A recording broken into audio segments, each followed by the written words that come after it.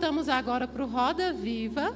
E nesse Roda Viva vocês vão poder colher conhecimento de pessoas que são muito sábias dentro da doutrina espírita. Todos eles têm uma parte na minha caminhada. Então eu os trouxe porque, de fato, são pessoas que me ensinam na minha caminhada dentro do espiritismo. Eu me sinto muito lisonjeada em estar na mesma mesa que eles, apesar que eu não tenho tanto conhecimento como eles. Portanto, aproveitem hoje o conhecimento desses três aqui. Aloísio, do Café com Evangelho, que vocês já conhecem, meu amigo de Guarapari, que eu arrastei porque nunca tinha vindo aqui, estava na hora, não é? Aloísio vai palestrar à noite também, tá? A noite hoje é do Aloísio.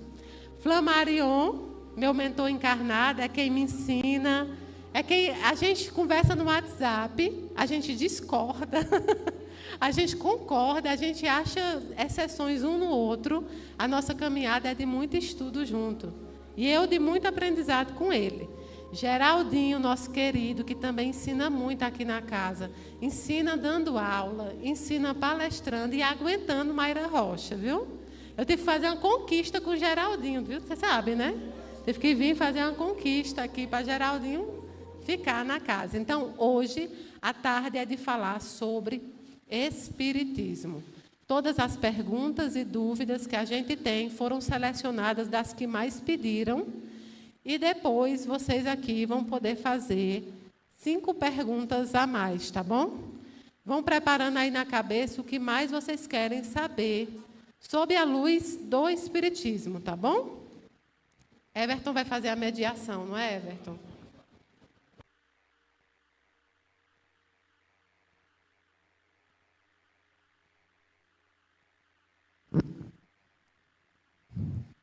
Pronto, então agora nós vamos fazer a primeira pergunta direcionada para a nossa querida Mayra.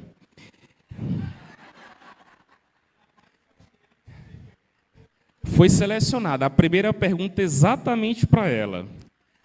A pergunta diz: como devemos conversar com os nossos entes queridos? É através da mentalização, conversa ou pensamento? Não, mas aí facilitaram, né? Essa pergunta é fácil, sabe por quê? Não precisa se conhecer de espiritismo para isso, não. Basta se conhecer de amor e de saudade. Basta que você tenha muita saudade e muito amor junto, que você vai saber como falar. Como é que a gente fala com os nossos entes que partiram à pátria espiritual? Por mentalização? Sim. Mas a mentalização é a atração por energia, pelo sentimento. O que eu oferto para que ele queira vir até a mim? Depende de uma autorização? Depende. Mas como eu estou atraindo? No espiritismo, não é me diz com quem tu andas que eu te direi quem és, não, né? Não, na verdade, não é como me diz com quem tu és que eu te direi com quem tu andas. É me diz com quem tu andas que eu te direi quem és. Porque qual é o grau de afinidade que você está? Como eu posso querer falar com um ente querido meu se hoje a minha afinidade está baixa? Se hoje eu estou pensando coisas negativas? Até por amor, a gente se afina para trazer os mais próximos com muito carinho, com muita energia positiva, com muita felicidade. Agora, eu disse hoje de manhã para vocês e digo para o pessoal de casa, vocês precisam menos dos médios do que vocês imaginam. Eles estão constantemente, a espiritualidade, junto conosco, nos demonstrando todos os dias que estão juntinhos a nós. Mayra, como eu converso com ele? Como você conversava antes? Nada mudou. Se você quer falar, você fala. Se você quer mentalizar, você mentaliza. Imagine que você, quando é mãe, e você está no shopping, que o menino deu birra, você não vai gritar porque você está com vergonha da birra, não está? Você vai lá, olha para ele e faz o quê? Há momentos e momentos. Há momentos que você vai verbalizar, há momentos que você vai falar só com o olhar e há momentos que você vai falar por aquilo que a gente chama de telepatia. Agora, eu particularmente prefiro falar. Não falo alto no meio da rua pelos vários problemas que nós passamos, eu, no caso, né? Mas eu prefiro falar. Quando você vai me convidar para a sua casa, você faz o quê? Mayra, eu vou te dar o quê? Bolo. Vou fazer um bolo de fubá com café para a Mayra. Aí a Mayra vai e faz o quê? Eu sou bem-vinda naquela casa. Se eles estão fazendo aquilo que eu gosto, para que eu vá lá, eu sou bem-vinda, eu irei. Com os nossos entes que partiram, a mesma coisa. Eu vou abrir meu evangelho no lar, eu vou conversar com ele, eu vou dizer, olha, filho, você está fazendo muita falta, mas a mamãe quer que você siga com muita luz na sua evolução. Olha, amor, você está me fazendo muita falta, mas eu aprendi com a sua caminhada aqui. Então, não importa a forma que você vai conversar, mas a intenção e a afinidade que você tem, tá bom?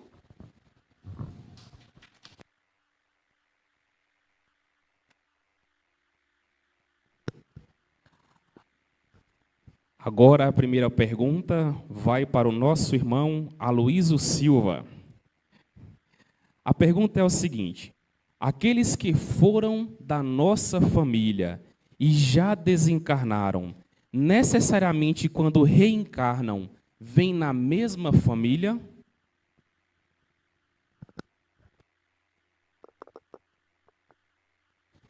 A questão é a palavra necessariamente, porque ela limita, né?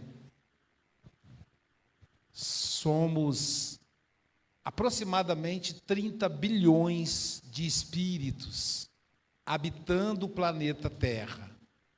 Temos 8 bilhões de reencarnados e 22 bilhões esperando na fila. Então, é complicado aí que a gente volte na mesma família. Ou voltamos, mas voltamos na condição de bisneto, de trineto, de tataraneto, de nós mesmos. O que vai definir a família que vamos participar são os laços de afeto que construímos. Existem descendentes que mantêm os compromissos elevados do bisavô, do trisavô, da trisavó. Então, aquele espírito vai querer renascer na mesma família, até para colher os frutos que ele plantou. Veja, por exemplo, a equipe que com a Mayra montou a Casa de Caridade Inácio Daniel. Desencarna. Você vai para a colônia, vamos pensar, a colônia Irmãs de Maria. Aí a pessoa vai dizer, tem a colônia Inácio Daniel? Tem. Adivinha para onde que a gente quer ir? Então o envolvimento, aí se torna trabalhador desencarnado da casa. Então quando vai reencarnar, ele vai querer reencarnar por perto. E o que vai definir qual família que vai reencarnar são as afinidades, os laços espirituais com aquela família consanguínea. Vocês já perceberam que são milhões de espermatozoides para perfurar um óvulo? Sabiam que não é o espermatozoide mais forte, nem é o mais rápido? Então é por acaso? Também não.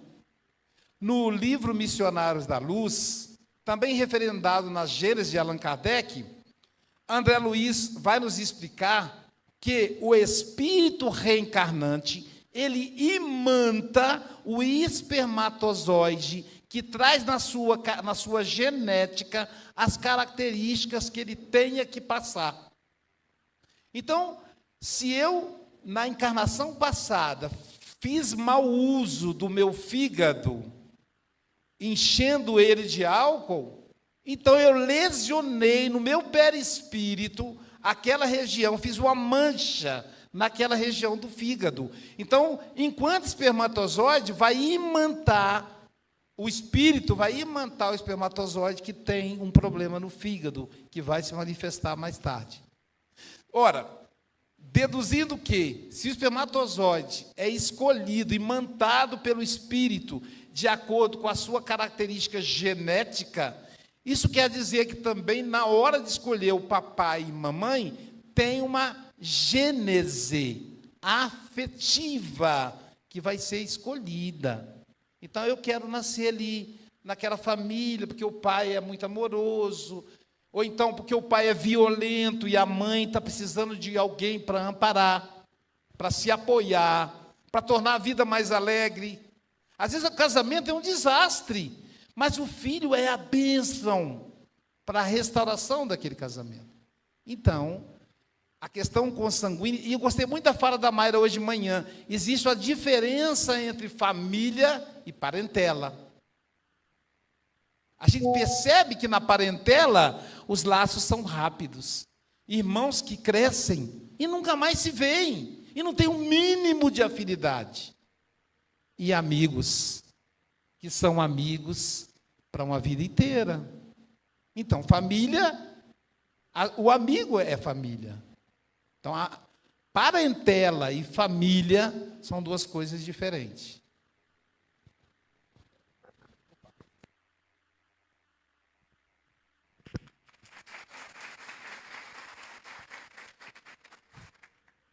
Gratidão ao amigo Aloísio pela explicação. Agora vamos para o Flamarion.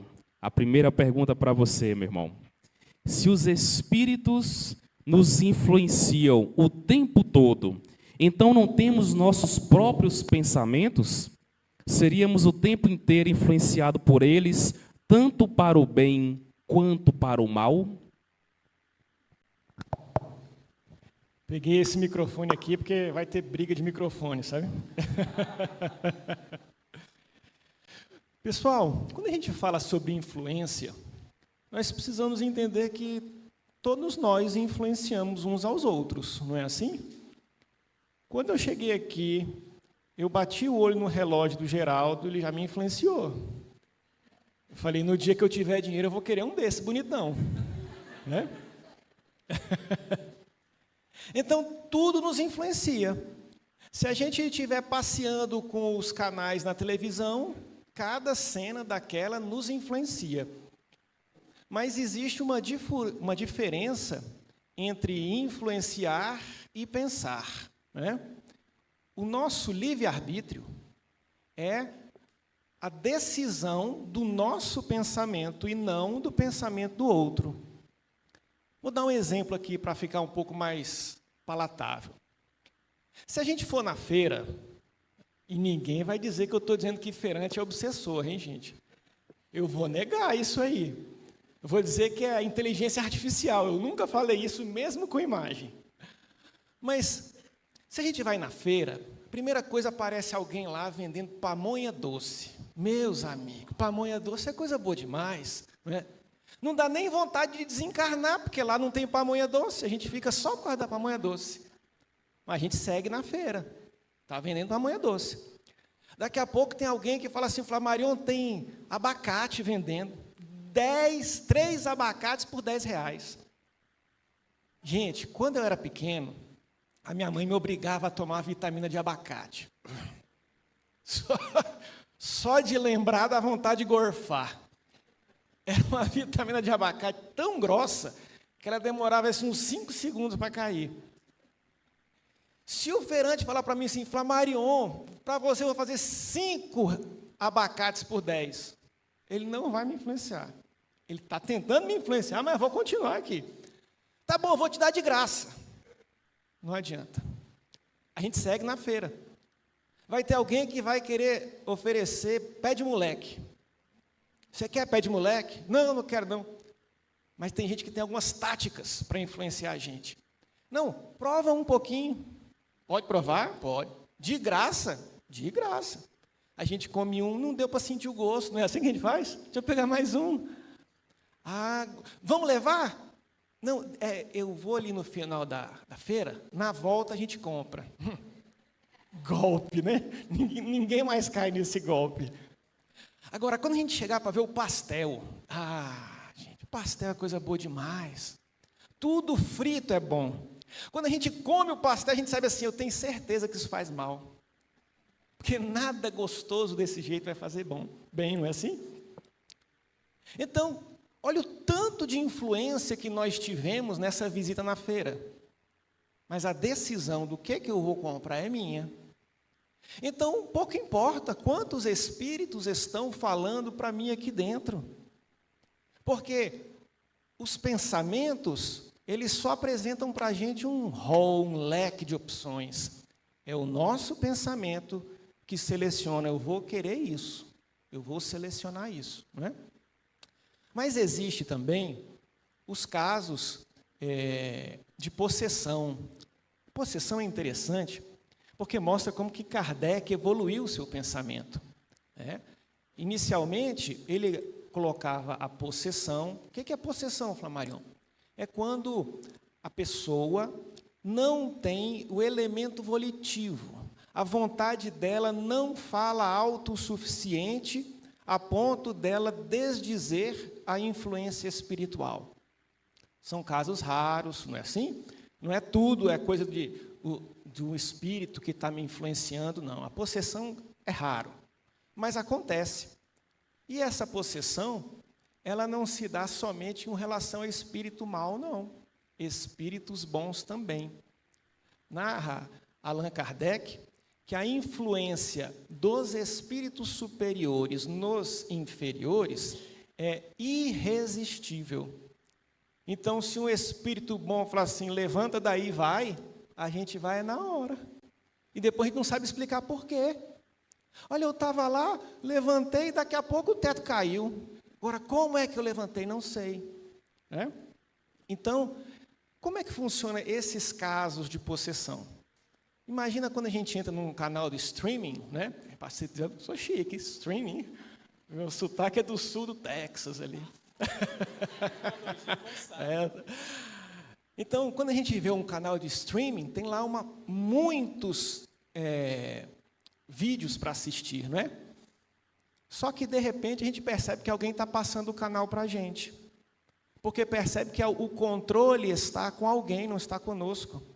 Agora, esse controle só foi parar na mão do amiguinho porque, em determinado momento, nós entregamos.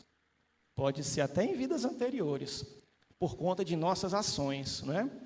Então, tanto os espíritos evoluídos, os espíritos bons, como os espíritos maus, eventualmente podem, isso é raro, repito, ter um controle maior sobre nós. Mas a regra é sempre essa, eles nos influenciam, mas é a gente que decide.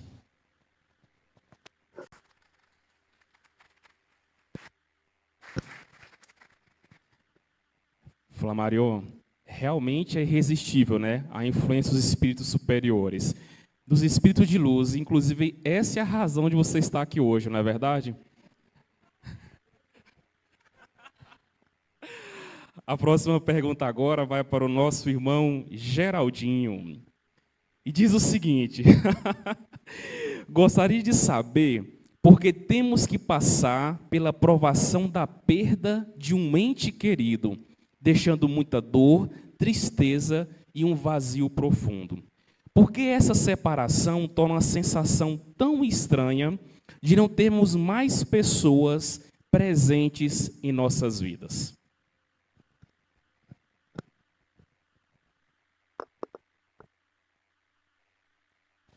Caros irmãos, eu antes de responder essa pergunta, Mayra, se tu me permite, eu confesso que estou muito emocionado. Uma tarde de sábado, pessoas que se demovem até o conforto desta casa para buscar uma chama de esperança. Vocês estão de parabéns. Eu cumprimento vocês com toda a força da minha alma.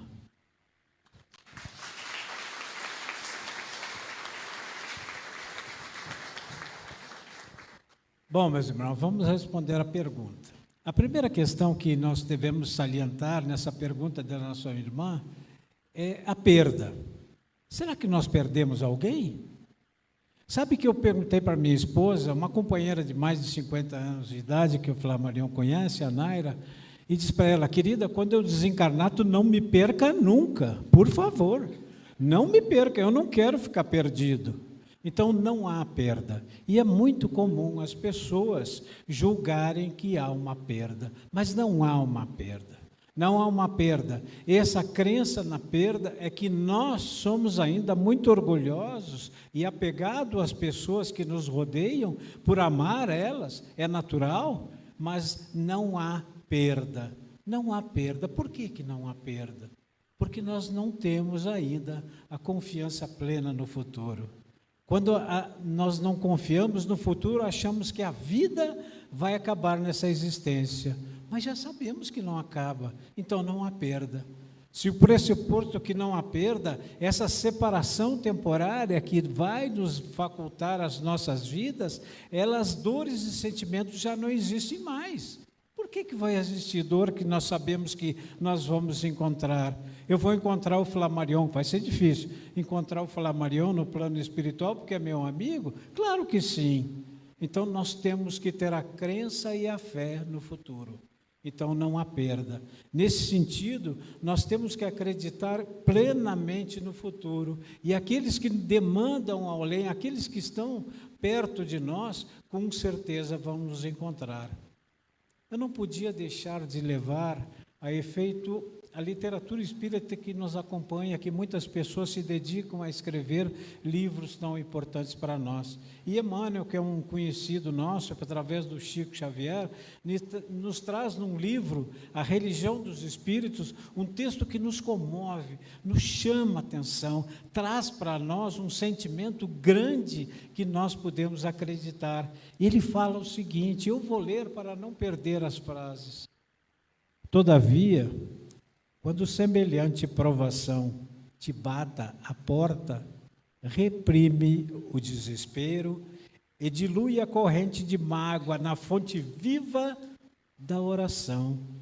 Porque os chamados mortos são apenas ausentes e as gotas dos teus prantos lhes fustigam a alma como chuva de fel. A Maiara nos recebe muitos dos nossos queridos que foram amados no antepassado. Muitos deles vêm com sofrimento porque nós estamos sofrendo.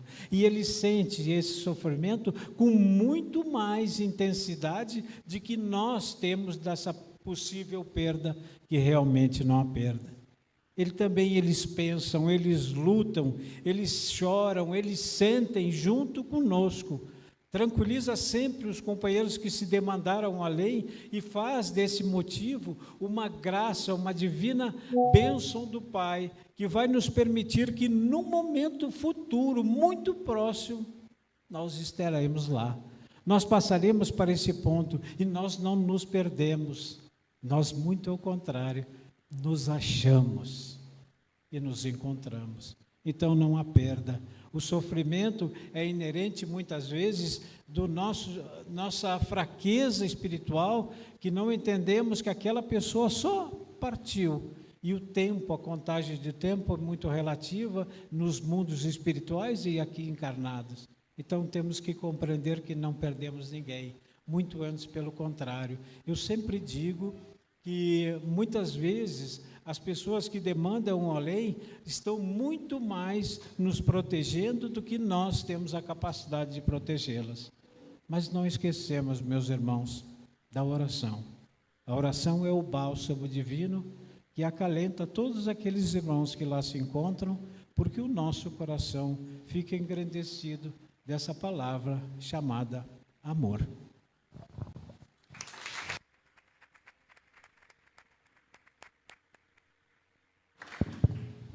Vamos para a primeira pergunta. Quem quer fazer? Levante. Para quem que você quer fazer? Para mim.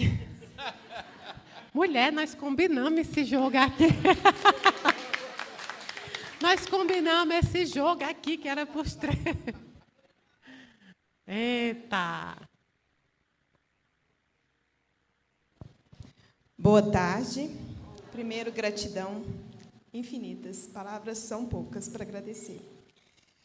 Eu gostaria de saber que vínculo que a gente cria.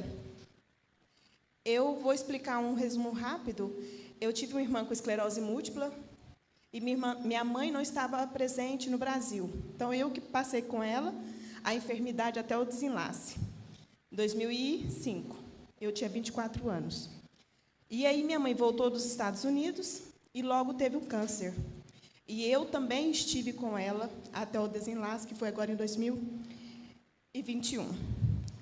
Eu pergunto, será que eu causei algo para eu estar do lado das duas nesses momentos tão difíceis?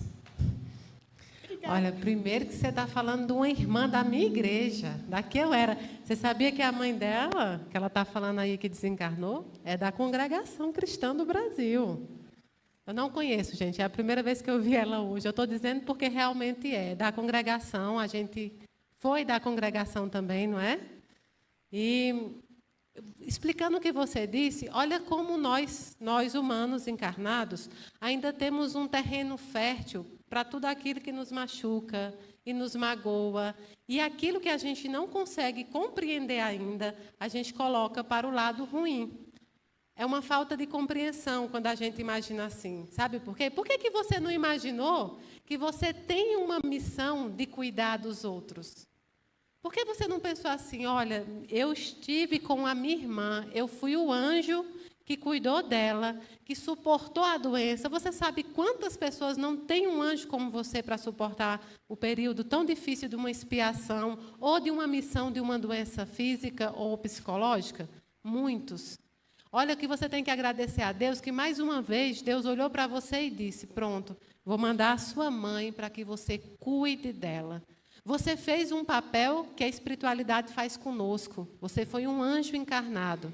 Então, não é que você atraiu para elas nenhuma doença e nem tampouco, porque você não teria esse poder. Onisciente, onipresente, onipotente, só o Criador.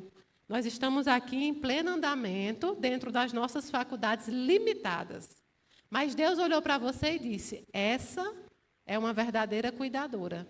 Quando ninguém quiser, é ela que vai ficar. Ela vai aguentar. Ela vai ter os ombros fortes para mostrar com exemplo os princípios cristãos. Não precisou você ser espírita, você era evangélica. E ainda assim, você cumpriu o seu papel cristão. Então, se eu pudesse te dizer, aliás, Daniel está dizendo, não eu, não tem nada que você atraiu nem para elas. Agora, para você, você atraiu muita coisa boa.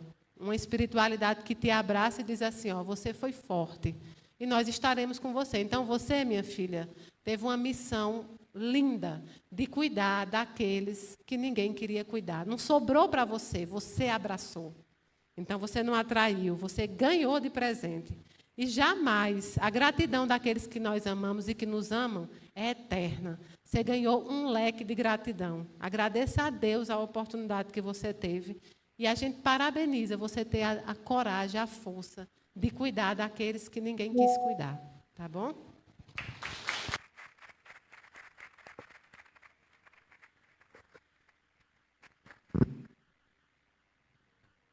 Mayra, mais uma pergunta para você agora.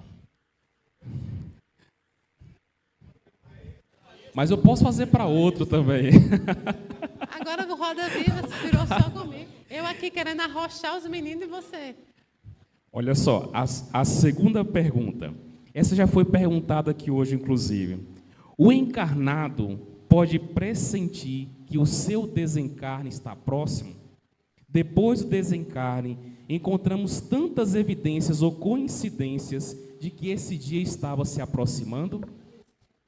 Bela de uma pergunta, né? Alguém aqui já ouviu falar na melhora da morte? Vulgarmente a gente fala assim, né? Popularmente a gente diz, fulano deu uma melhorada e aí desencarnou.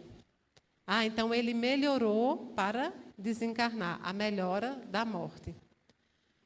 Vocês imaginam que os animais, princípios inteligentes, princípios ali, eles pressentem, por exemplo, uma tempestade, não é? Mesmo que eles não tenham a inteligência espiritual, eles, por algum motivo, algum dos sentidos, pressentem uma tempestade. Você começa a ver que os pássaros eles vão voando tudo de uma vez só para o outro lado. O cachorro que late, aquele que tem medo do trovão, já perceberam isso? Se os animais têm o sentido de pressentir alguns fatos que vão acontecer, imagine nós, espíritos com inteligências, dotados de vários sentimentos, nós percebemos, desde que esse desligamento seja feito de forma natural, aos poucos, no momento correto. Vou dar uma explicação. Eu fumei a minha vida inteira. Então, eu contraí uma doença relativa ao meu vício, ao que eu fiz ali. De repente, eu contraí essa doença, eu vou ao médico, o médico diz que o fim se aproxima, o fim da vida material. Eu já estou sugestionada, né? Já estou sugestionada que eu estou próxima a desencarnar. E qual surpresa não é quando, de repente, a espiritualidade diz: você acha que eu vou deixar você achar que sabe tudo? Não, vai ficar mais um tempo aqui para aprender, para passar por esse plano. E aí a pessoa vai mais além. Quem já ouviu falar de pessoas que tinham 4 meses e viveram anos? Todo mundo, não é? Então, essa ciência absoluta também não pertence a nós. A espiritualidade sabe o momento e Deus que é o Criador. Agora, nós temos, sim, pressentimentos. Você já pensou que sua mãe, antes de desencarnar, ela ligou para você? Nunca ligava. Ligou e dizia assim: eu te amo, não esqueça que eu te amo.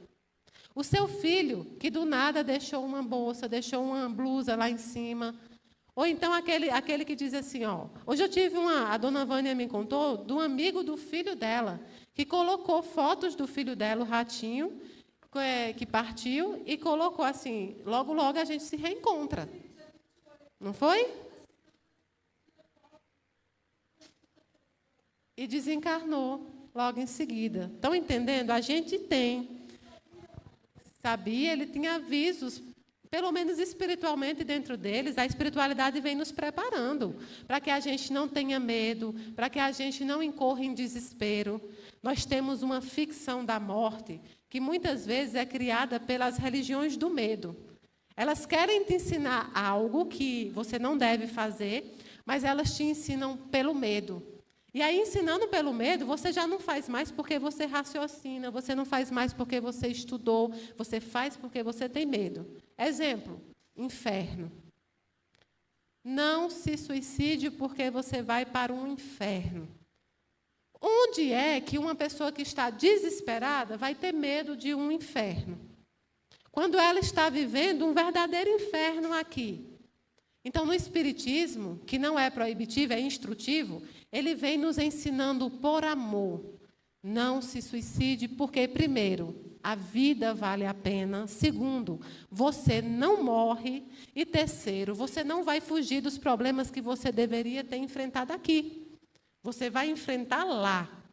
E lá você vai sentir uma dor que é na consciência. E a consciência só é atingível pelo Criador e pela espiritualidade. O que Mayra vê não é espírito, é perispírito. O espírito só é acessado pela espiritualidade e por Deus, que é a consciência. O espírito é a consciência. Então, nós devemos ensinar que a morte não é de fato esse bicho-papão. Ela é uma amiga que fatalmente vai nos abraçar. A mim e àqueles que eu tanto amo. Então, nesse caso, a gente precisa ensinar por amor, demonstrar por amor. A espiritualidade, sabendo que você pode incorrer em medo, o que é que ela faz?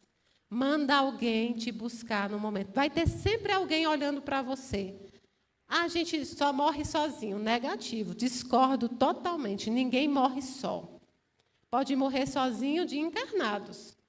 Porque a gente pode viver a vida inteira sozinha de encarnados, né? Amigo pode nos abandonar, família pode nos abandonar, mas Deus não vai. Nem a espiritualidade. Então, ele manda emissários lá para olhar nos seus olhos, para te receber. Depois, assim como o Flamarion falou, dos encarnados que têm livre-arbítrio, os desencarnados também têm. E aí a escolha por onde seguir parte do livre-arbítrio deles também. Então, a espiritualidade te prepara. De alguma forma, você sente o desligamento de uma forma que ele aconteça da forma mais natural possível. E se você está se perguntando, mas acidente, mas não sei o quê, que foi na hora, não importa a forma. A forma é apenas o instrumento. Todos são amparados, recebidos e encaminhados. Tá Tá bom?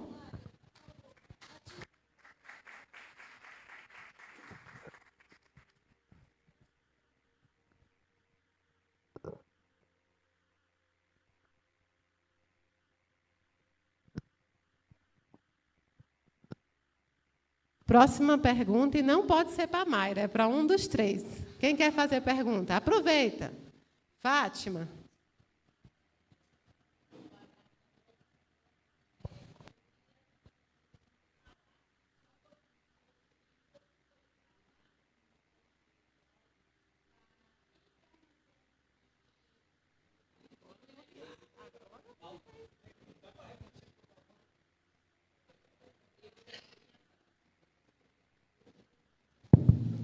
Eu queria saber, né, primeiro eu dei boa tarde a todos e todas, né? Então, eu queria saber como foi o trabalho no plano espiritual para um espírito tão elevado como Cristo encarnar aqui no nosso plano, na nossa terra. Para quem é a pergunta? Para quem quiser responder.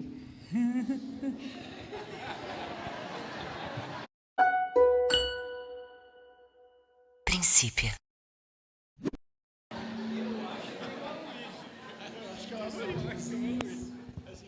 Você vota no Aloysio?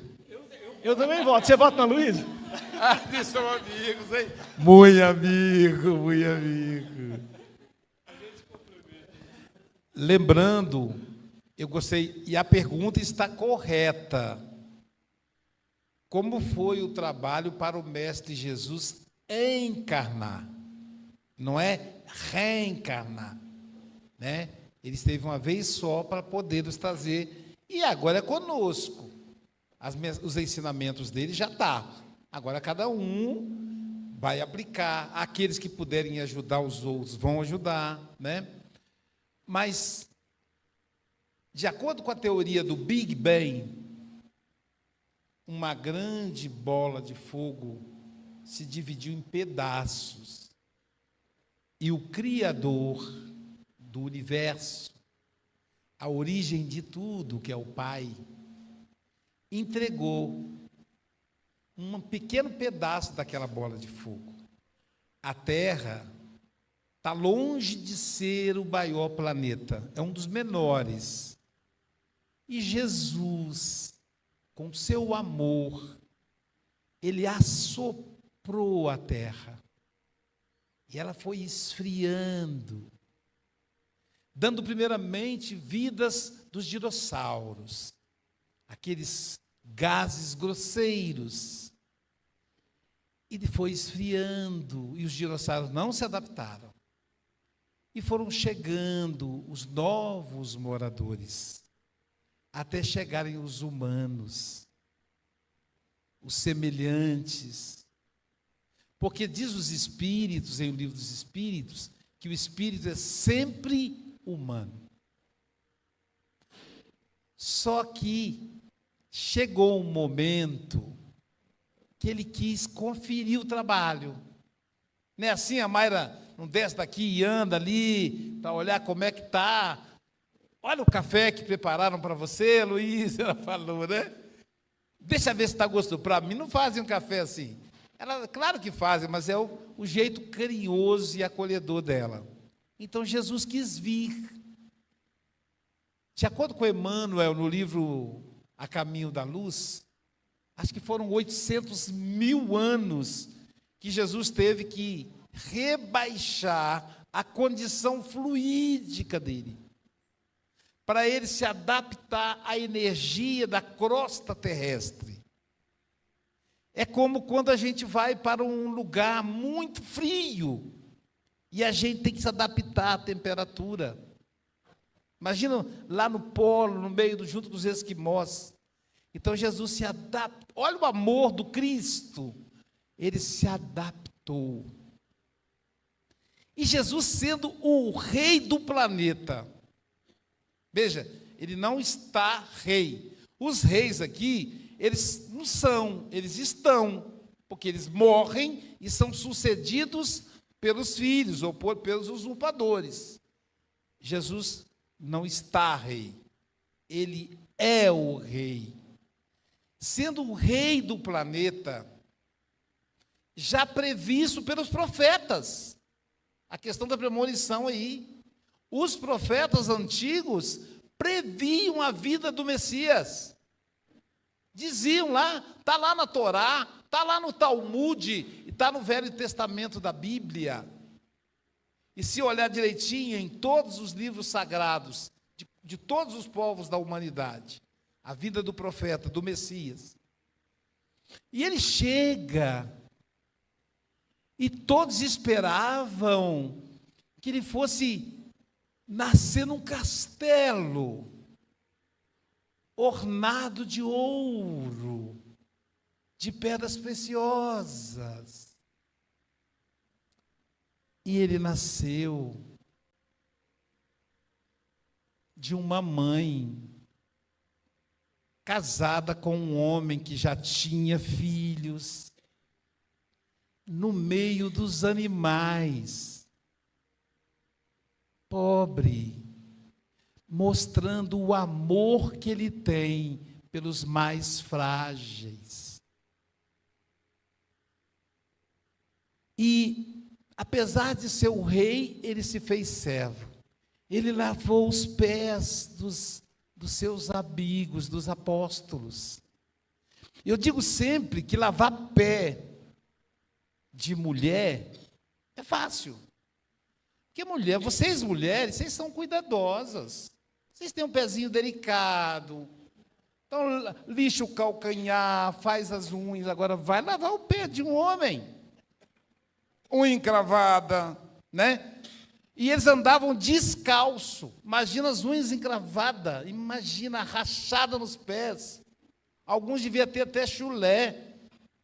E Jesus lavou os pés. E teve um que disse assim: não, o senhor não vai lavar os meus pés, isso é humilhação para o senhor. Quem tem que lavar os vossos pés sou eu. Eu achei que ele estava certo. É o apóstolo Pedro. Eu achei que ele estava certo. Talvez eu fizesse igual a ele. Mas Jesus percebeu que era só a casca, aquilo ali não era sincero. E Jesus disse assim: se eu não puder lavar seus pés, não serás digno de mim.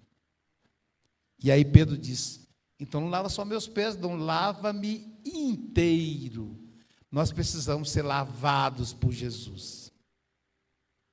Então, o Cristo veio, morreu na cruz e mostrou para a gente que não existe a morte.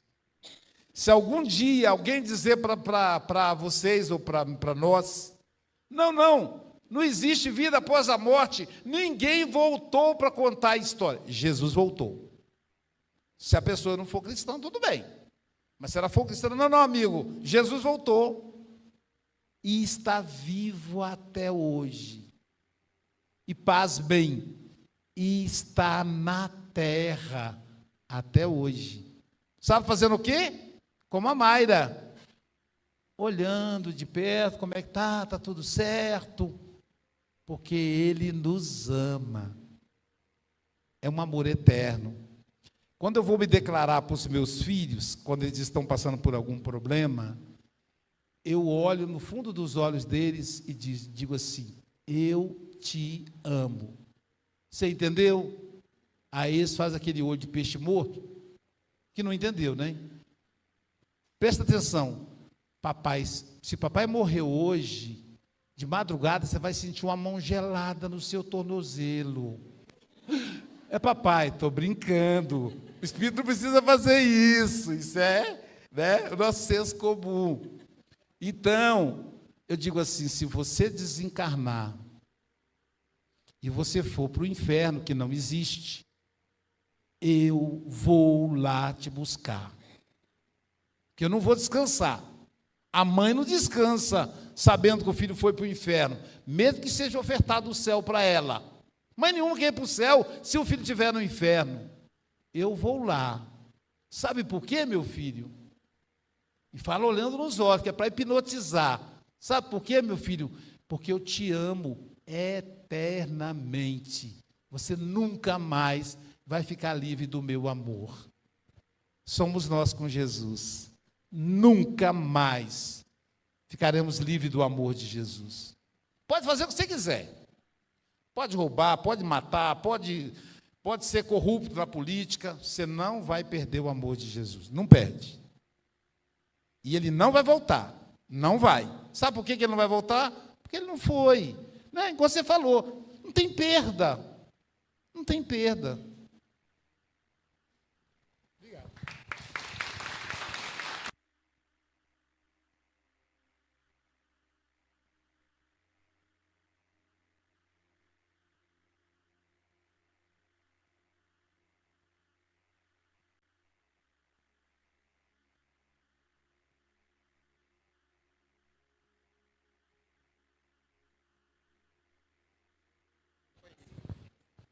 Desculpe aí a falta de sensibilidade, viu? Mas não tem complemento pelas palavras do Luiz, foram magistrais. Realmente, quando Jesus chegou até nós, ele veio exemplificar a lei que já existia, que era só um germe, que era a lei de Deus.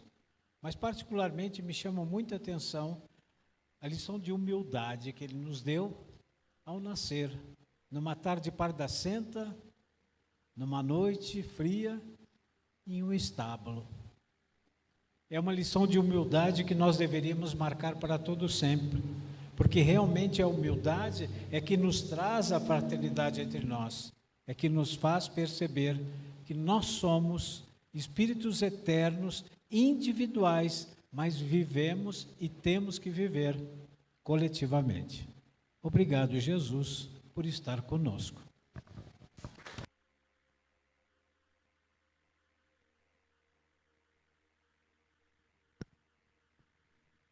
Agora, a próxima pergunta vai para o nosso irmão Flamarion. A Jô Furtado pergunta o seguinte: quais os primeiros passos para a espiritualidade que possamos dar? O autoconhecimento é um aprendizado constante, mas sinto falta de algo.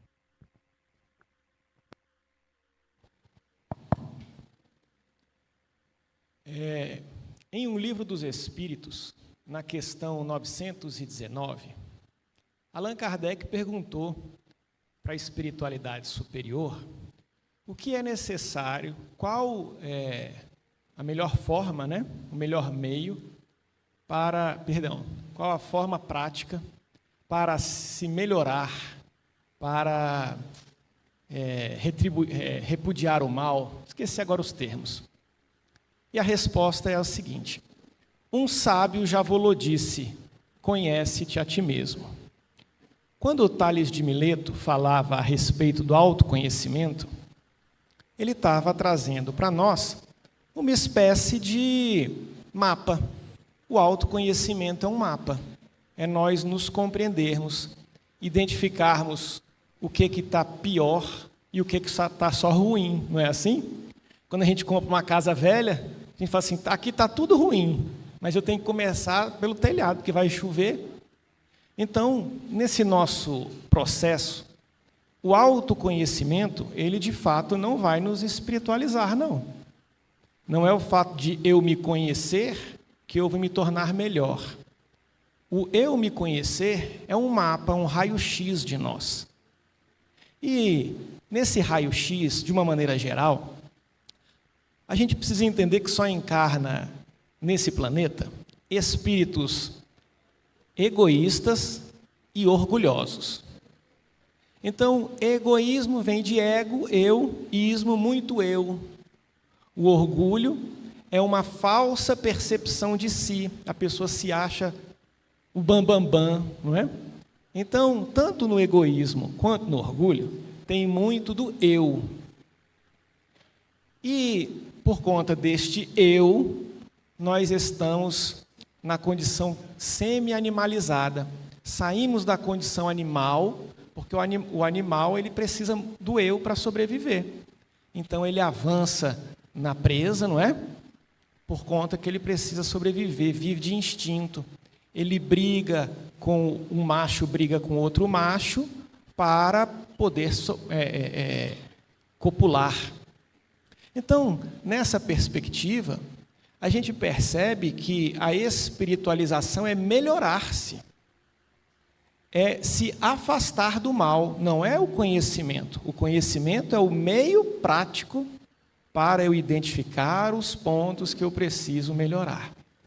Então, nessa questão de melhorar, é sempre, inexoravelmente, sair do eu e ir para o outro. Sair do egoísmo e ir para o altruísmo, não é? Quando a gente faz o bem, na mesma hora a gente se aproxima de bons espíritos. Isso é se espiritualizar. Porque os maus espíritos, eles estão onde nós estávamos no passado. Então não tem por que retornar. Se a ideia de espiritualizar, e aí a gente fica imaginando que o termo da pergunta, né, espiritualizar-se, se melhorar, né? A gente se melhora toda vez que a gente pratica o bem. Toda vez que a gente pratica o bem, é como se a gente sentisse uma energia indescritível. Já aconteceu com vocês, por certo, de quando a gente resolve fazer uma caridade qualquer, a gente vai para casa como se estivesse voando, não é? Levitando, leve. Essa sensação decorre de um sentimento novo para a gente, que é deixar de olhar para si e olhar para o outro.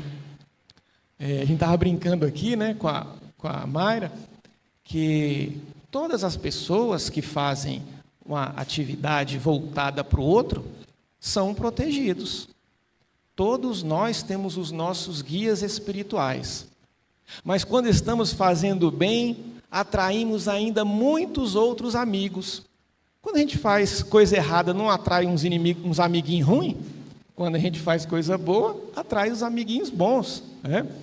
A gente estava brincando, porque essa semana eu fiquei com dengue, né? No dia do meu aniversário, vê se pode, que felicidade.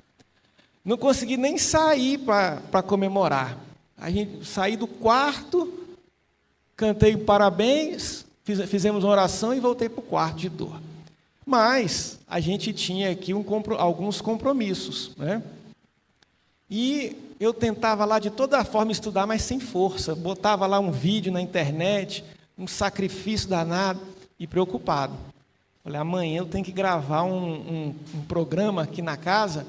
E aí alertei para o Everton, né, Everton? Falei assim, Everton, é o seguinte, eu estou com dengue, estou dengoso, e eu não vou poder ir no atendimento da quinta, na sexta eu tenho gravação, eu acho que eu não vou conseguir ir, e no sábado talvez vamos pensar num substituto, né?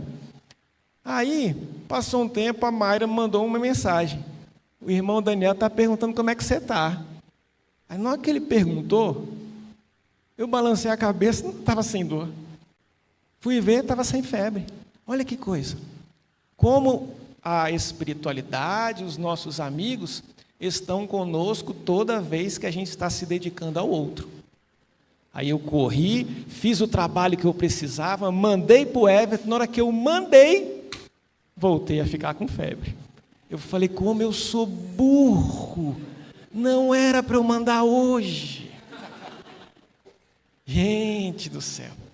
Aí ontem a gente veio aqui, fez a gravação, tá tudo bem, zerei, olha, nem quero mais papo com a dengue. Na hora que eu saí por ali, aí eu, como eu sou burro. Hoje eu acordei com febre também, mas agora eu estou zeradão. Quando der o horário, 6 horas, eu vou falar assim, Mayra, por favor, não acaba não, Mayra, vamos estender isso aí, pelo amor de Deus. Então isso acontece com todas as pessoas que estão no bem. Basta apenas a nossa vontade para que a gente possa se espiritualizar. Então, esse convite é feito para a gente há milênios e a gente sempre desdenhou. Então, pelo menos por uma experiência nova, vamos nos dedicar nessa vida um pouco mais ao outro, não é?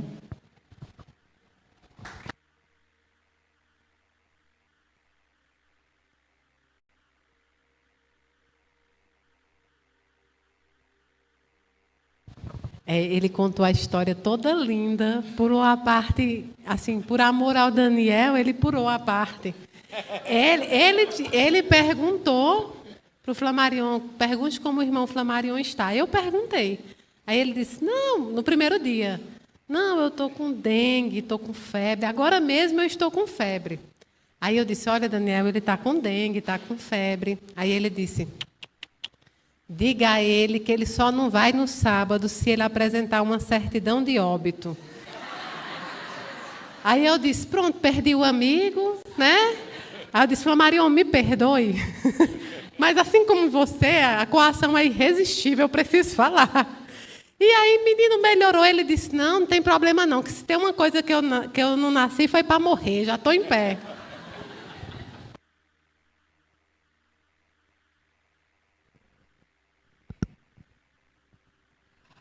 A próxima pergunta agora é para o nosso irmão Geraldinho. De novo, Geraldinho. A pergunta agora é da Paula Abreu Mendes. Ela diz o seguinte: ouvimos tanto que o momento de regeneração está próximo, ou até mesmo já começou. Explique, por favor, o que acontecerá com os espíritos que não estão ou não estarão aptos a esse novo mundo. Sinceramente, não vejo tantos seres humanos aptos a estar no mundo assim, e eu me incluo aqui. É a pergunta dela. É Paula, né? Paula Abreu. Não sei se você está na plateia ou enviou por e-mail. Mas não se preocupem que você está apta sim. Se você já tem a preocupação sobre o mundo de regeneração, você está apto. Todos nós, como a Luísa nos falou, Jesus nos ampara em todos os momentos. Então você está apto. Essa pergunta é muito interessante. Eu tinha que buscar subsídios, porque o mundo de regeneração, nós realmente estamos nos estertores deles. Nós temos que fazer uma compreensão muito importante. Como a Luísa também falou, e o Flamarion, até a Mayra nos tocou, Jesus vem nos convidando incessantemente para o bem. Agora ele já não está convidando mais. Ele está convocando. Porque há necessidade na lei do progresso, que é uma lei natural de Deus, de nós progredirmos como espíritos eternos que somos e princípio inteligente que vamos progredir para todo sempre. O Pai não nos fez para ficarmos eternamente num canto fazendo um rame-rame. Ele fez exatamente que nós progredíssemos, mas progredíssemos de uma maneira que a nossa moral pudesse se elevar. Os últimos tempos têm nos demonstrado, e agora há pouco conversava com Flamarion ali em cima, a evolução tecnológica, científica, tecnológica, de afazeres, de conhecimentos grandiosos, desafios de inteligência, crescemos grandiosamente, é uma escalada muito grande, mas moralmente crescemos muito pouco. E há necessidade de nós crescermos moralmente. Nesse sentido, esse mundo de regeneração se faz apresentar. Não poderia deixar de consultar um livro do nosso querido Divaldo Franco, trazido pelo espírito Manuel Filomeno de Miranda, No Rumo do Mundo de Regeneração, que ele nos fala que esse mundo vem melhorar para nós. Por quê? Atualmente ainda o mal está um pouquinho acima do bem. O mundo de regeneração haverá um equilíbrio entre o bem e o mal. Já não se tem a ilusão de que as pessoas não tenham o germe do conhecimento, o germe do amor e da fraternidade nos seus corações. Todas saberão que tem junto de si este conhecimento. Então, nós temos que entender que esse conhecimento não é somente um conhecimento. Eu e Flamarion falávamos, não nos intelectualizar nesse conhecimento, saber minúcias desse conhecimento, mas praticar esse conhecimento. É a prática que se faz aqui de caridade, é a prática de amor, de fraternidade, de dar um abraço. É confortante saber que nós podemos praticar esse conhecimento. Mas o Manuel Filomeno nos fala que os tempos têm luxos exagerados, exageros exacerbados, crianças sendo amadurecidas antecipadamente, idosos deixados muitas vezes em casas de saúde e com condições financeiras, mas simplesmente são jogados lá, esquecidos pelos seus familiares. Políticas e economias assim totalmente nefastas que trazem ações desonestas e prejudicam aqueles que estão necessitados. Mas, felizmente, a doutrina de Jesus continua com a sua chama de amor, de esperança e de perdão. Ela traz dentro da solidariedade e do bem, sustentando milhões de vidas que somos nós, que se vinculam e trabalham pela ordem e pelo dever da solidariedade. Então o Cristo nos trouxe essa solidariedade, não para deixarmos encaixotado, mas sim para praticarmos elas. Estamos realmente no início de grandes transformações. Isso não começou agora, não tem uma data, não é dia 25 de setembro, dia 28, não existe uma data cabalística. Esse processo vem se revelando já de há muito e tende ainda a chegar na sua conclusão. Não vai ser simplesmente, olha, amanhã já é o mundo de rejeição. Seria legal, né? Olha, domingo amanhã é o mundo de regeneração, todo mundo está bom, mas não é assim. Essas transformações, esses fenômenos próprios demonstram que são chegados esses tempos anunciados, como o Luísa falou, que as Escrituras disseram, os profetas nos falaram. Então, realmente, estamos, e a convocação de Jesus se faz necessária. Agora, a segunda parte. E os que não concluíram essa etapa, para onde vão? Ela nos pergunta. Vamos exemplificar, como diz o Flammarion. Se nós estamos na 4ª série do primário, a professora nos ensina português, matemática, geografia, história, e daí faz o quê? Chega num certo período, ela faz uma prova. E aqueles que não passaram, que não conseguiram aproveitar aquela matéria, o que acontece com eles?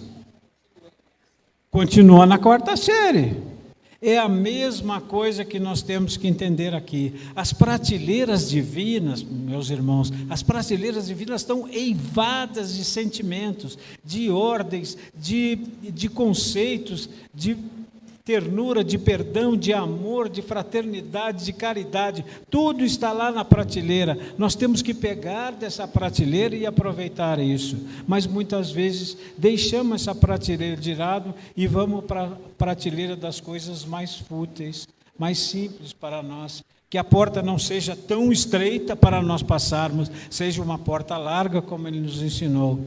Então, nós temos que entender que esses irmãos, eles realmente retornarão à 4ª série, que é a existência desse mundo de provas e expiações que estamos. Mas não podemos esquecer, são nossos irmãos. E a eles nós temos que trabalhar para que eles progridam como espíritos eternos e filhos de Deus, neste mundo maravilhoso e nessa jornada que nós chamamos de vida.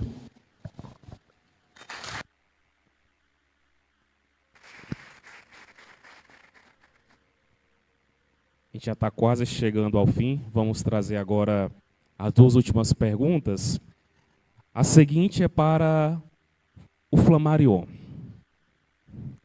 Os cachorrinhos reencarnam em humanos?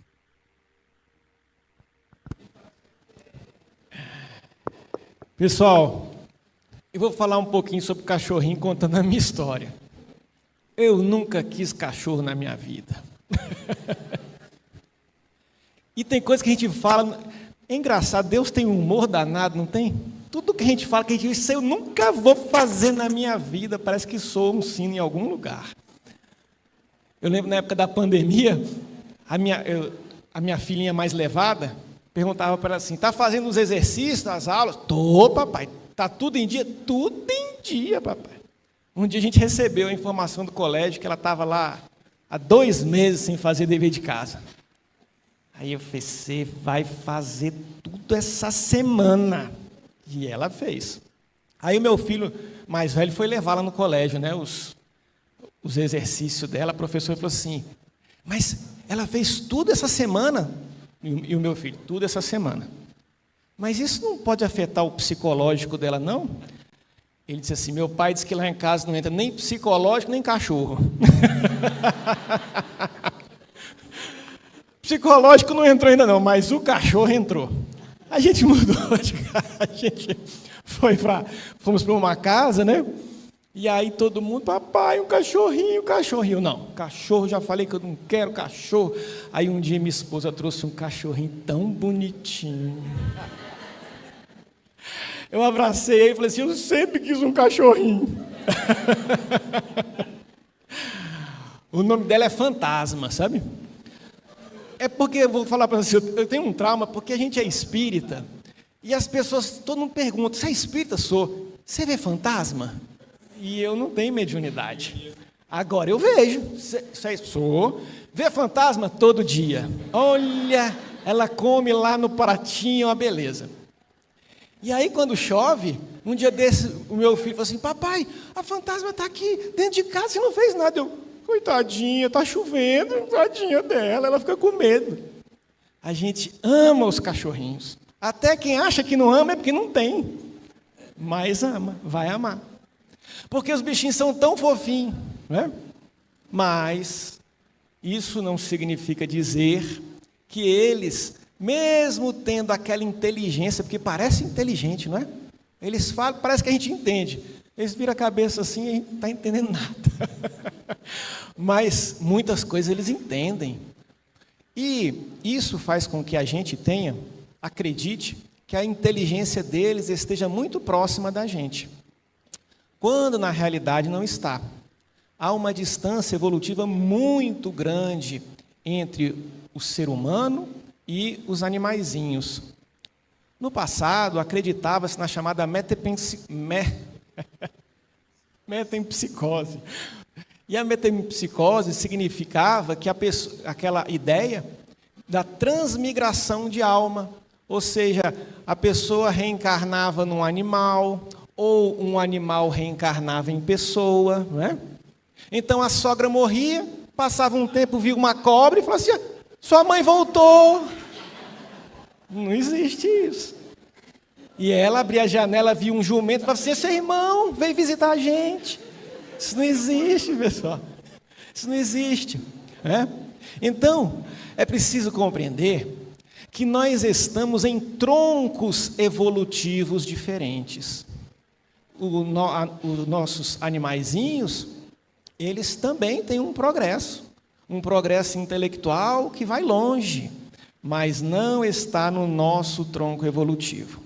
Então, a gente precisa ter esse olhar para compreender que esse apego que nós temos muitas vezes àquele entezinho querido, né, é um equívoco, porque ele precisa trilhar uma jornada muito grande. Isso não significa dizer que a gente não vai encontrar com eles em espírito, porque o espírito é livre para tudo. Estando em boa condição espiritual, se o espírito falar assim, eu quero ir lá para Disney, ele vai. Se ele disser, eu quero ir lá para Júpiter, ele vai. Eu quero encontrar a fantasma onde ela estiver, encontra.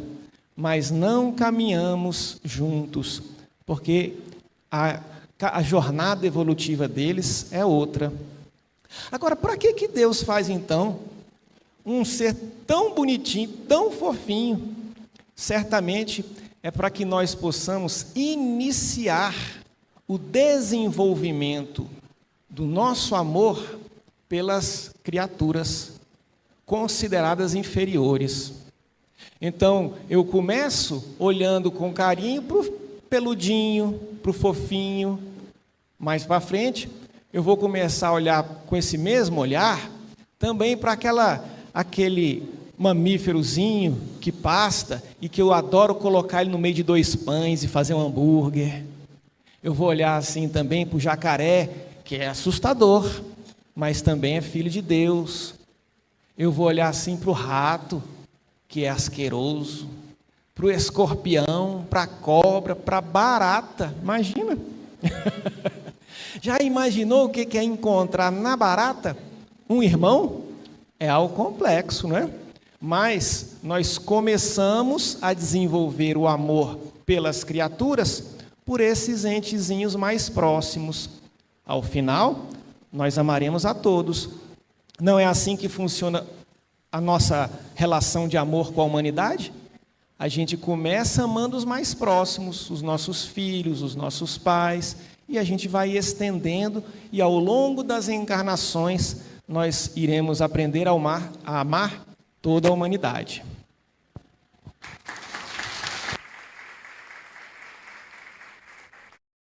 موتناش الصاروخ بده يموتنا الجوع. احنا بالنسبه لنا في الخيم مش عايشين. Eu só queria complementar um negócio sobre a fala do Flammarion, que é perfeita. A gente já tinha conversado nos nossos estudos sobre isso. Para quem não sabe, eu sou aluna do Flammarion. A gente estuda juntos o Espiritismo, não só o Espiritismo, né? Que vem de Kardec, mas a gente estuda um mundo de coisas que está ligado à espiritualidade. Vocês já ouviram aquela frase, alguém falar assim? Quanto mais eu conheço o humano, mais eu prefiro os cachorros? Olha que frase forte. Mas por que é que a gente diz isso? Porque o seu cachorrinho, que é domesticado, ele não vai contra você. Geralmente ele não vai, porque quando ele vai, você se desfaz dele, de alguma forma, não é verdade? Quando a natureza dele vem à tona por algum motivo, seja qual for, e muitas vezes o motivo é a sua própria criação, que maltrata, que deixa com fome, que torna ele violento. Quando ele faz isso, o que é que acontece? A gente se desfaz dele, né? De maneiras mais brutas possíveis, inclusive. Mas por quê? Porque a gente só quer aqueles que estão escravizados a nós. Eu não pego uma onça para criar porque ela não vai me deixar fazer carinho nela e nem vai obedecer aos meus comandos. Eu não pego o rato da rua para criar porque ele é feio. Porque o rato, diferente do cachorro, só não tem a vacina, o cuidado e a beleza. Eu penso nos cachorrinhos enquanto estrutura para mim ali, mas eu não penso... às vezes as pessoas perguntam assim, mas Mayra, e eu vou encontrar o espírito dele? Que essa é a pergunta, né? Ele pode me fazer uma psicografia? Eu sempre recebo isso, né? A pergunta, se você considerar o seu animal de estimação como um espírito humano, encarnado, ou que vai evoluir em humano, você tem que admitir que você escravizou um espírito. Você precisa admitir que você tirou um espírito da mãe dele também, assim como faria com o humano. Você precisa aprender a entender o fato de que você escravizou um espírito para você. Não, os animais, eles não têm espíritos por conta que eles não são culpados de nada. Eles não têm culpa. Nós somos espíritos reencarnantes por quê? Espiando, espiando, espiando. O que é que o cachorrinho fez de errado para reencarnar, reencarnar, reencarnar? Nada. Eles vêm por missão. E eu estava conversando com o Flammarion que essa é um estudo do Daniel. Quando a gente vai estudar a doutrina, tem lá todo um estudo que é o que Flammarion passou para vocês, que é exatamente... Mas eu dizia para o Daniel, imagine o tanto de bem que os animais nos fazem, né? Você pega um animalzinho ali no luto, ele te ajuda a passar o luto inteiro. Eles te salvam da depressão, não é? Muitas vezes eles são ali homeopáticos para você. Mas vocês já pararam para pensar que se ele tivesse espírito e um dia Deus dissesse, todo mundo, por 1 minuto, os animais vão falar com vocês? Você já imaginou? Eu brinco com Rudá. Rudá é o petzinho da Adriana aqui da casa. Quando eu encontrei a Adriana passava por muitas coisas, né? Passava por muitas provas aí, expiações duras. E Rudá era o que aguentava a Adriana. Então, assim, se Rudá adoecesse, a Adriana entrava num desesperador mesmo, sabe? E Rudá ali com ela. Aí um dia eu disse a ela, você já imaginou se Rudá tivesse uma oportunidade de falar com você 5 minutos, o que é que Rudá lhe diria? O que é que seu pet lhe diria? Será que ele diria assim, olha, que missão dura que eu tive com você. Que missão horrorosa que eu tinha que seguir. Eu te abracei quando você estava depressiva, eu segurei as suas lágrimas, eu aguentei a sua raiva, eu aguentei a sua ira, a sua briga, Mas quando você passou no vestibular, você não saiu correndo para casa para dizer, eu passei no vestibular. Consegui a viagem. Então, os bichinhos, eles são missionários. Essa é a visão do Daniel. Eles vêm por missão. E como são missionários, vou dar um exemplo, um vulgo exemplo aqui. Anjos. Na sua visão de anjo, anjo erra? Não. Anjo está para ajudar. Na visão de qualquer religião que você esteja, os bichinhos também estão para ajudar. Mas se você coloca neles um espírito errante, reencarnante, se você espera isso deles, você tem que admitir que você os escravizou. Tem que começar a lidar com a escravidão que você fez. Agora, Mayra, eu prefiro os cachorros do que os humanos. Você prefere porque os humanos vão bater de frente com você. Você prefere porque os humanos vão dizer o que pensam. Você prefere porque se alguém não acreditar ou não quiser te ouvir, ele vai dizer a versão dele. E o cachorrinho não vai, não é? Mas eles não são errantes, eles são missionários. Ter espírito, quando as pessoas falam, eu queria uma psicografia do espírito do meu cachorro, ter espírito não é uma coisa maravilhosa, não, se você parar para pensar. Porque se você tem espírito, é porque você está errando, está reencarnando, errando. Então, por que a gente quer colocar neles uma coisa que é nossa? Ninguém deve maltratar o animal. Por quê? Porque isso diz mais respeito a quem você é do que o que eles são.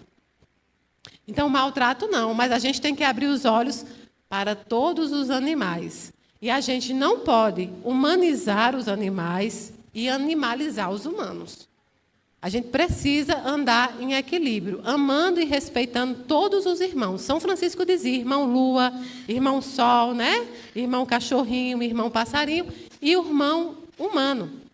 Vamos salvar todo mundo. Salvem os animais, mas salvem os humanos também.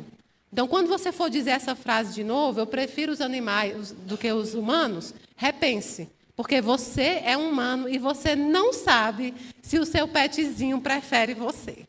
Pense sempre nisso. Quando você chegar em casa hoje, você olha para ela assim e fala, meu Deus.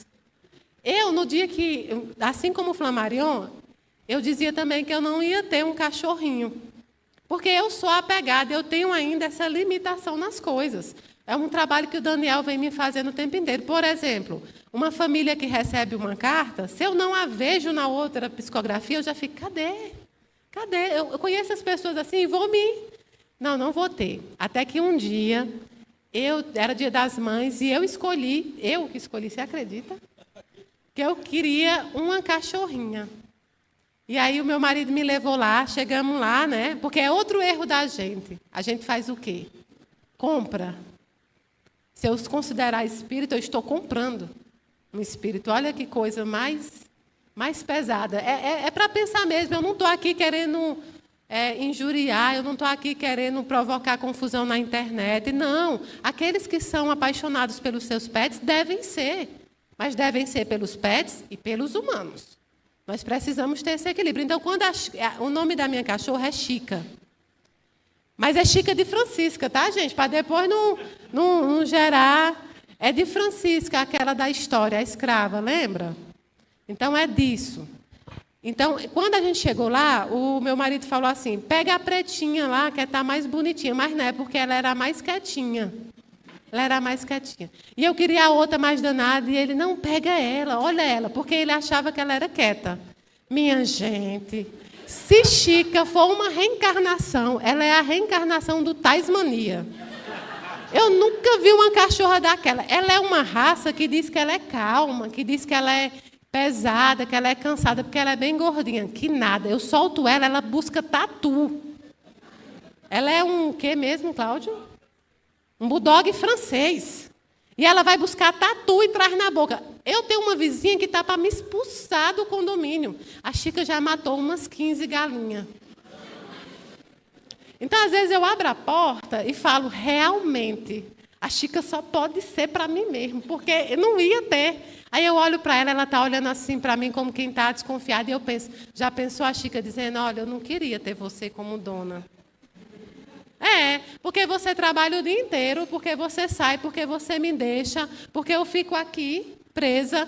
Eu não queria ter você como dona. Eu fico imaginando ela dizendo, cadê a minha mãe? Aí eu fiz uma promessa para mim mesmo. Eu amo os animaizinhos, mas a Chica vai ser a última que eu trouxe. É verdade, porque eu não quero mais pensar que eu possa estar dando algo que ela não deveria passar. Entenderam? Então, amor deve existir, mas é amor por tudo, em equilíbrio. Amem os animais e amem os humanos. Amar você e amar ao próximo como a ti mesmo. Tá certo?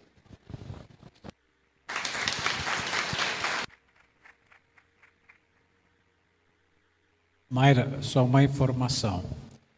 Os animais reencarnam não por processos expiatórios, mas muito rapidamente. E normalmente na casa onde ele viveu. Então espere a volta dele. E eles são animais tão importantes que eles também existem no plano espiritual. André Luiz nos relata vários movimentos de cães, gatos no plano espiritual. Se a Chica vier, eu quero que ela venha numa galinha. Para ela aprender, porque, olha, ela sai e ela traz para mim. Aí eu fui estudar porque esse comportamento, e eu sou medrosa com animal, eu dou cada grito. E um dia a gente estava na semana ali fazendo uma comida, e aí os meninos já brincam, meu irmão, os meus amigos que vão, solta a Chica que ela vai buscar o almoço. Olha que coisa triste. Volta Chica. As últimas duas a gente salvou. Aí a gente criou o galinho, meus filhos criaram, a gente enrolou. E depois, para a gente jogar esse galo escondido na vizinha. Não.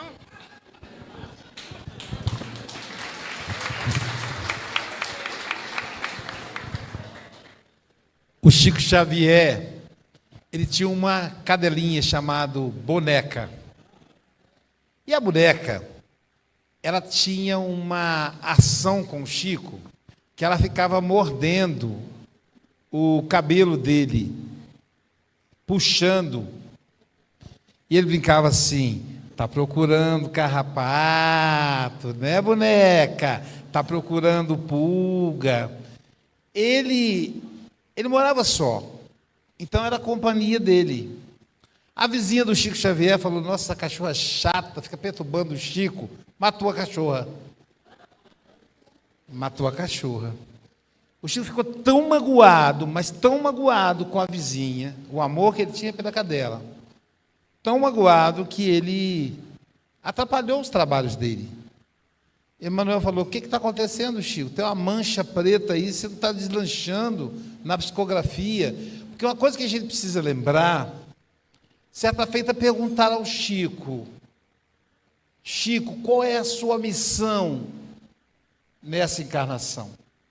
E nós espíritas, se perguntasse para mim, eu ia responder rapidamente, desdobrar a obra de Kardec.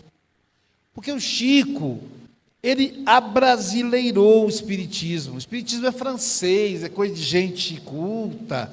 Ele deu acessibilidade às pessoas. Mas sabe qual foi a resposta do Chico? Minha missão é consolar as mães, trazendo notícia dos seus filhos desencarnados. Então, essa tarefa estava comprometida porque ele estava muito magoado com a vizinha.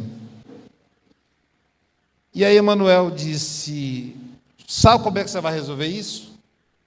Você vai dar um presente para sua vizinha. Eu não entendi. Ela mata a minha cachorra e eu é que vou dar presente? Sim. E um presente caro. Uma máquina Singer.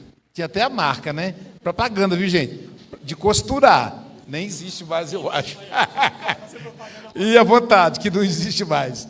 E aí ele comprou a prestação, pessoal. E levou a máquina e bateu na porta. E a vizinha veio toda desconfiada, porque ela sabia que ela tinha aprontado. Oi, Chico. Ele disse, eu vim lhe dar um presente. Uma máquina de costura.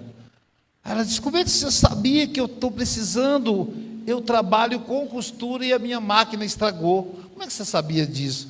Ô, Chico, me perdoa, por ter matado a sua cachorra. Eu queria te ajudar, eu não fiz por mal.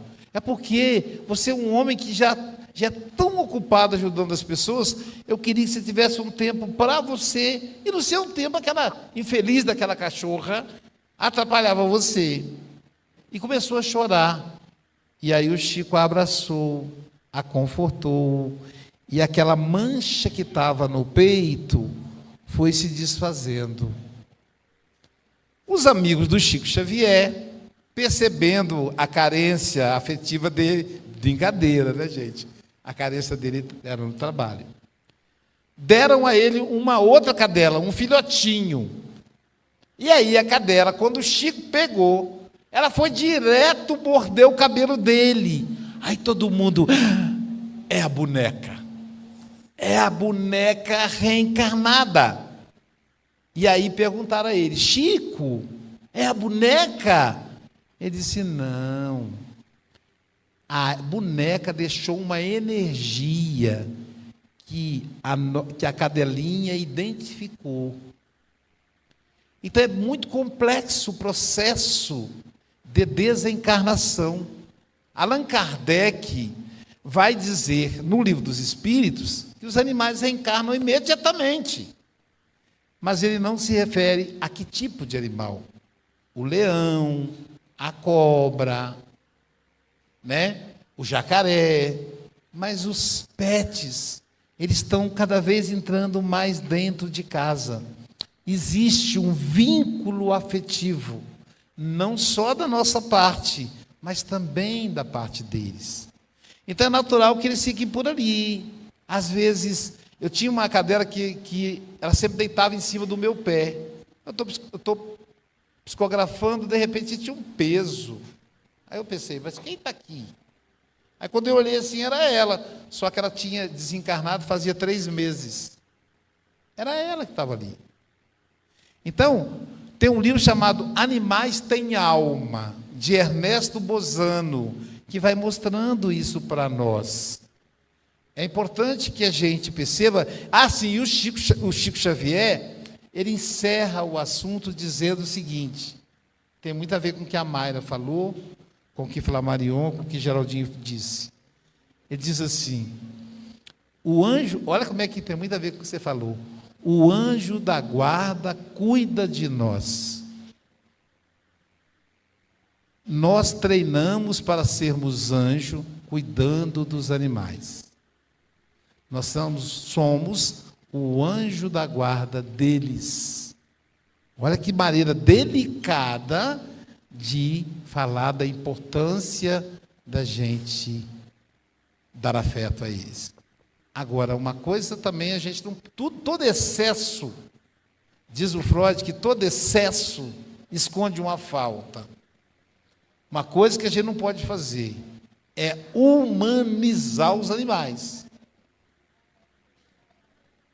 Ou animalizar os seres humanos. Então a gente tem que ficar muito atenta. E aí Flamarion falou, são 2 troncos diferentes. Tanto tem gente que fala assim, o homem veio do macaco? Não. Mas a Darwin fala que veio... Não, Darwin não disse isso, tem que estudar a história. São troncos diferentes. Os veterinários espíritas estão pesquisando muita coisa sobre a vida atual dos animais. Mas eles são queridinhos. Dá um trabalho danado, né? Eu tenho lá em casa 2 cadelinhas e 2 gatinhos. Era 3. Uma desencarnou faz 1 mês, pessoal. E foi duro para nós. Até porque ela esteve conosco 17 anos. 17 anos. Então foi muito difícil. O veterinário falou, olha, tem que fazer a eutanásia. E nós sabemos que a vida, cada minuto é importante. Por isso a gente não estimula a eutanásia. Mas do humano. Ele estava se referindo ao animal. Minha esposa deu um pulo para trás de jeito nenhum. Aí ele disse, o rim dela já não está funcionando mais, daqui a pouquinho vai parar os outros órgãos. Ela está sofrendo. Não tem outro jeito, eu vou passar a medicação do soro, vai ficar aqui uma noite internado e depois vocês podem levar. Levamos para casa. E quando dava a noite, a bichinha gemia. E eu fiquei quieto, falei, bom, eu já decidi, mas eu não sou o único voto da família. Aí a minha esposa disse, sabe o que eu descobri, Aloysio? Que eu sou egoísta. Na verdade, eu estou querendo que ela viva a qualquer custo, e ela está sofrendo. E aí, como somos anjo da guarda do animal, como temos livre-arbítrio, e eles não, porque a evolução dele é no instinto, não é na inteligência. Então, no senso moral, melhor dizendo, que inteligência ele também tem, não é no senso moral, então, levamos o animal para que fosse sacrificado. Tomamos a decisão. A espiritualidade deu a gente o livre-arbítrio para permanecer com ele sofrendo ou desfazer o sofrimento. E graças a Deus, não é como era antigamente, que a pessoa dava um tiro na cabeça, a pessoa que violento. E a gente sente falta da bichinha. 17 anos, gente. Eu, quando lembro, choro ainda. Então, é bem complexo, né? É bem complexo. Estou falando aqui para dizer que eu também não sei.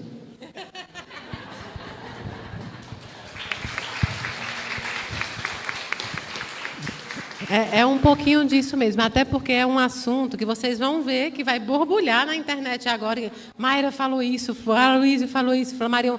Mas o que a gente está dizendo é que nós amamos eles, até pela missão que eles têm na nossa vida. Como a Aloysio disse, a gente é treinado para ser anjo deles, mas, na verdade, eles acabam cuidando da gente, não é? Inverteu-se os papéis, mas por quê? Porque ter um espírito, você querer colocar um espírito nele, como se ter um espírito significava que o humano está acima dele, é equívoco. É equívoco, eles estão por missão. Você falou da sua cadelinha e eu pensando que eu tive um hamster. Um hamster que o nome dele era Gerald. Ele era do meu filho, a gente comprou ele na feira, ele era do meu filho.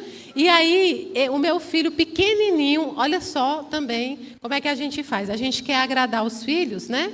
E a gente entrega os animalzinhos, né? Ah, meu filho, a gente vai cuidar. E aí meu filho amava tanto que vivia com ele para cima e para baixo. E ele era pequenininho, ele caiu. E ele quebrou a coluna, ele quebrou as patas. Quando eu levei ele para o veterinário, não tem. Vocês sabiam que não tem? Assim, um veterinário falou para mim, não tem aqui como consertar a coluna dele, né? Eu acho que ele vai morrer. Mas ele sobreviveu. E eu era a fisioterapeuta dele. Eu colocava na grama, eu acompanhava ele. Os quero-quero queria pegar ele. Era uma luta diária. De repente, ele sumiu da gaiola. Ele sumiu da gaiola. Aí eu disse, olha, eu vou entender que foi porque ele não me quis. Porque se eu entender que foi Chica que derrubou, não vai... Então, a gente ama, a gente respeita, e eles vêm para ensinar amor mesmo. É amor. Para ensinar você a caminhar, para ensinar você a ter equilíbrio. Então, aqui não foi uma crítica a quem ama o animal. Pelo contrário, tem que amar. Mas aqui é uma abertura de caminho para que vocês possam ver todos os animais com os mesmos olhos. Você já pensou que você protege o cachorro, o pet, mas nós ainda sacrificamos muitos animais de forma desnecessária, né? A gente tem um monte de animal que já está sacrificado dentro do mercado, mas hoje eu resolvi que eu quero comer o coitado do jacaré. Não é? Aí eu vou lá, mato o jacaré. Não por necessidade, mas porque é exótico. Então tem que ver os extremos. Eu tenho que amar na totalidade, tá bom? Terminou, Everton? Ó, a gente... Ah, você quer uma pergunta?